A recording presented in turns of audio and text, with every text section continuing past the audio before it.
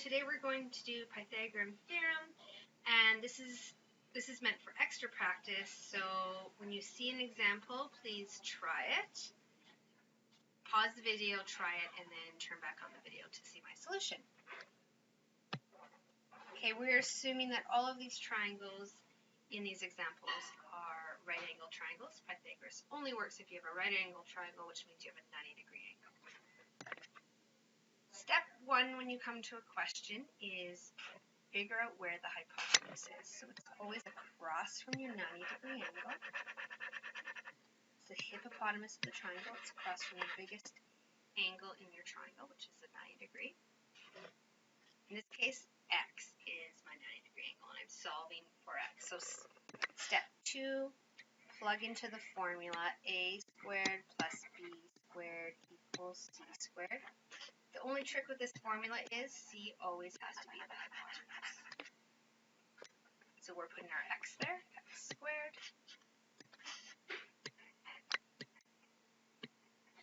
And then my other two sides, 6 and 9, they go on the left. 6 squared plus 9 squared. Here we're solving for the hypotenuse, so it's pretty straightforward.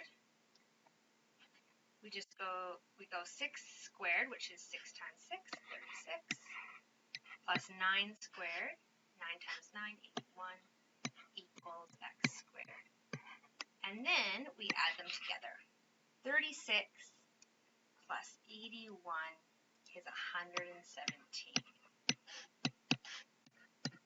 Since I'm looking for x, not x squared, I have to take the square root of 117 to get x. And I can do that on my calculator. And I get 10.81 equals x. Oh, sorry, 10.82, because it was 816. Now, I always like to check to make sure I plugged everything in my calculator right. Perfect squares that I know, close to 117, are square root of 100 is 10. 10 times 10 is 100. And square root of 121 is 11. So it makes sense that 117 is close to 11, so 10.82. The 117 is pretty close to 121. Okay, so that's the first one. We were solving for the hypotenuse, so we squared the sides, we added them together, and then we took the square root. Next. So first step, this is a right angle triangle. Across from my 90-degree angle, 90-degree in this case was indicated by a square, is my hypotenuse. And then the other two are the sides. The formula is a squared plus b squared equals c squared. C squared is 13 squared. So that's the most important part. Make sure you get your hypotenuse in the right spot. So in this case, my hypotenuse is 13. So instead of c squared, I write 13 squared, and then my sides are x squared and 12 squared. So this time I am looking for a side, which means what I'm going to do is I'm going to end up going the hypotenuse squared minus the other side squared. So first let's just do exponents. 12 times 12 is 144. 13 times 13 is 169. Now I am looking for x squared, excuse me, so I need to get x squared by itself. So I am going to subtract 144 from both sides of the equal sign to get x squared by itself. X squared is 169 minus 144, which is 25. Oh yeah, these triangles are not drawn to scale. Sorry. This program only has one size of triangle. So it's 25. And then we have to take the square root to get x. 5 times 5 is 25, so the square root of 25 is 5. My side is 5. Just to recap, in this case, we were looking for a side, so we essentially went hypotenuse squared minus the side squared.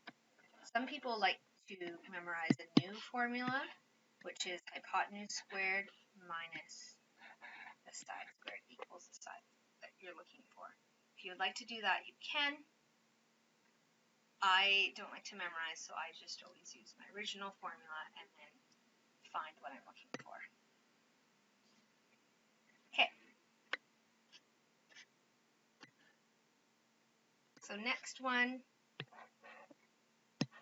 across from my 90-degree angle is always my hypotenuse. Always make sure you label, that's the very first step. Next, my formula is a squared plus b squared equals c squared. Plug in. So my c squared is 10 squared, that's my hypotenuse. And then my sides are x and 8. Okay, so I'm going to square 64 and 100 equals 100. And then because I'm looking for x squared, I have to subtract 64 from both sides. And I end up getting x squared is 100 minus 64. So 100 is our hypotenuse squared, and then 64 is our side squared. We subtract them. 100 minus 64 is 36. And then we take the square root of that. Square root of 36. What multiplies by itself to get 36? And the answer is 6. So that is the answer. And that's it for this video. Keep practicing. There's more practice on the website under the green Pythagoras tab. If you keep clicking it, you'll find extra practice within there. And they give you the answer. So do that, please. Thanks. Have a great day.